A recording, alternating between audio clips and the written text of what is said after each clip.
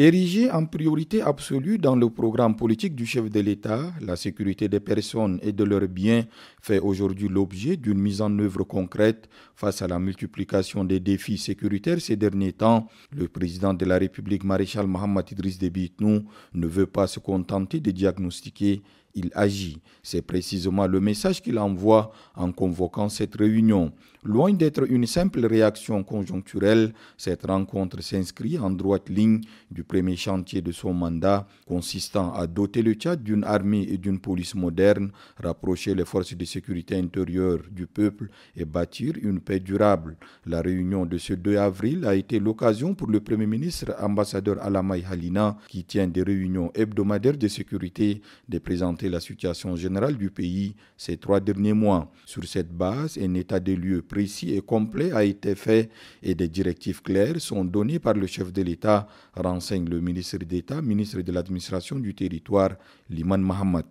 Le chef de l'État a prescrit donc des orientations dans le sens d'un regain donc, de dynamisme donc, des services de sécurité intérieure de tous les départements donc, ministériels pour qu'il y ait plus d'implication de la société civile dans son ensemble, plus d'implication des personnes donc, qui sont concernées, puisque la sécurité est l'affaire donc, de tous. Le chef de l'État donc, a fait quelques observations tout à fait pertinentes par rapport un peu à certaines insuffisances donc, observées relativement donc, à certains départements donc, ministériels, et il a donné des orientations donc, fermes pour que chacun assume pleinement donc, ses responsabilités afin de répondre donc, pleinement aux attentes donc, des populations. La série d'incendies qui se propage ces dernières semaines en N'Djamena et à l'intérieur du pays a également retenu l'attention du chef de l'État. Instruction a été donnée à l'effet de prendre toutes les dispositions nécessaires pour y faire face. Mieux, un travail de titan sera mené, précise le maire de la ville de N'Djamena, Senoussi Hassana Abdoulaye. Ces causes commencent à être cernées, même si parfois il y a des raisons qui restent inconnues. Le président de la République est revenu sur ce phénomène d'incendie au niveau de la ville de N'Djamena.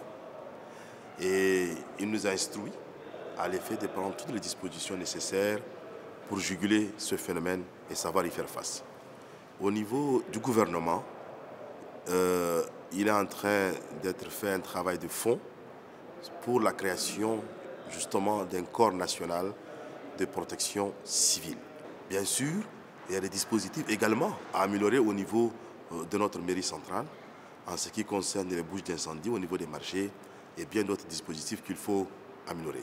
Au-delà des mesures d'urgence, un véritable chantier de responsabilisation s'ouvre donc aussi bien pour les ménages que pour les commerçants en ce qui concerne la protection civile. La clé de voûte de cette stratégie reste la sensibilisation, un levier essentiel également pour ce qui est de la sécurité physique, une évidence partagée par l'ensemble des participants à cette réunion de haut niveau, tous résolus à traduire sans délai les orientations du chef de l'État en actions concrètes avec pour ultime objectif une amélioration nette et tangible de la sécurité sur toute l'étendue du territoire national et ce, avant la prochaine réunion sur la sécurité autour du chef de l'État.